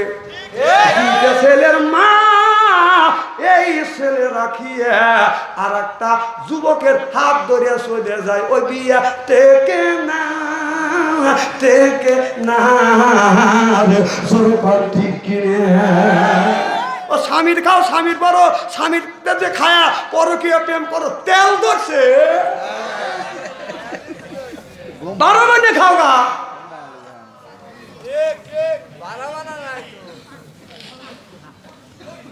তোমার তো সাইজ করতেছি না, বক বক করতেছে। এই জন্য এলাকা ওয়াজ করা খুব কঠিন। হ্যাঁ ওয়াজকে আমি ছেড়ে দিছি, আর যে ওয়াজ ধরবো সেটাই আকর্ষণ। আমার ভাইয়ের আমার ভালো করে লক্ষ্য করে শুনুন, তাহলে আখিরি মোনাজাত করিয়ে বাড়িতে যাই আজকে বিবিরে সালাম দেবো, বলেন ইনশাআল্লাহ। আজকে আখিরি মোনাজাত করে বাড়িতে যা বিবিকে সালাম দিবে, বলবেন আসসালামু আলাইকুম, ও আমার বিবি আমার সালাম দাও। বিবি লাখে কা বললে হাসতে বলবে দম করা জায়গা পাচ্ছে না, কারণ অসগুবি সালাম দিলে হাসবে না, কথা কয় না। আমি আমার বিবি মাঝে মধ্যে সালাম দিই, তো আমার বড় ভাবি খালি লাগে কা বললে হাসে। তাই আমি বললাম বাবি তুমি হাসো কে?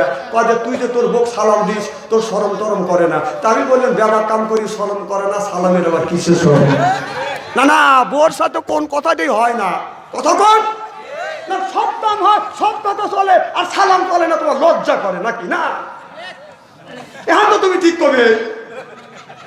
তোমার তো আমি স্ত্রী করে সেটা তোমার তো আমি ভালো করে চিনি।